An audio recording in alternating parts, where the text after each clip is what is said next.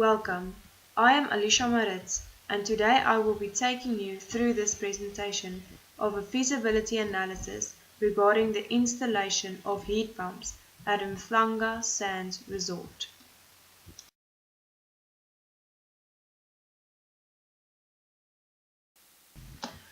To calculate the electricity cost, one must add up the energy cost, the network demand cost, the network access cost, and the voltage costs.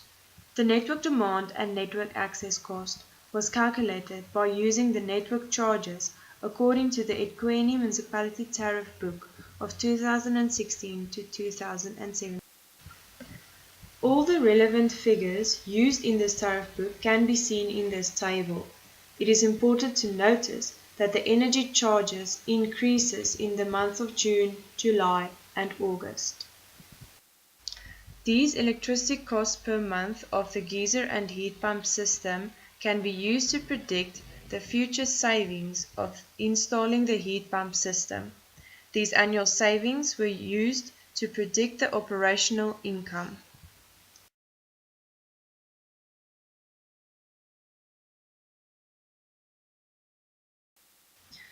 The first table I want to discuss has a project life of 20 years that is also equal to the useful life of the geyser system. This decision was made based on using the geyser system to its full potential. This table takes into account the potential inflation rates for the next 20 years. Now the inflation rates were predicted using data from the year 1997 to 2017. With the use of the graph and the trend line, the future rates can be predicted as seen in the red tiles.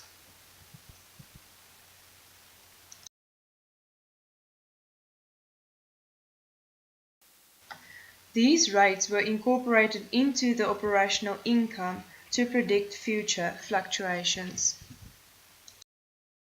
The equipment figure includes the cost of the 8 heat pumps minus the loan. Maintenance was added to the table, as one can get tax benefits from paying maintenance with the assumptions that the same material and parts are used to repair or maintenance the system, and the repairs does not increase the value of the system. Maintenance were assumed to be for the overall system of heat pumps and only has an increase of 8% annually. In this table, the loan will be repaid in 10 years with a 10.25% interest rate according to the prime interest rate of Standard Bank. These will be the payments annually of the loan. The before-tax cash flow is calculated by adding the operational income, equipment and loan payments. Depreciation was calculated using the straight-line method, and according to the SARS asset class guidelines, a heat pump is recommended to be written off in 5 years' time. Here you can see the book value calculation, and in this column, the interest component of the loan was calculated. Taxable income includes the components operational income, maintenance, depreciation, and the interest component. Tax were calculated using a tax rate of 28% according to SARS.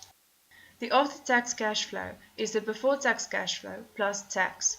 Using the ATCF, the net present value can be calculated by using the after-tax minimum rate of return. To calculate this MAR, a before-tax MAR needs to be predicted by using the maximum value between opportunity cost, weighted average cost of capital, and the WACC equity. A loan of 1.5 million will help to fund the costs of the heat pumps. The rest will come from retained earnings. 1.5 million from shareholders that receives 15% on their investment, and 2.08 million from the reserve for property, plant and equipment fund of the company. Using this information, a MAR of 15% plus 3% compensation for risk was conducted. Notice the net present value of this table. The next table has the same assumptions as the previous table. The only difference is the loan payment will be done in 7 years period.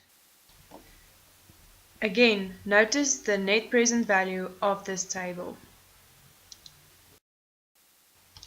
This table contains the same assumptions as the 10-year loan repayment period, but has a lower MAR figure. Notice the net present value of this table.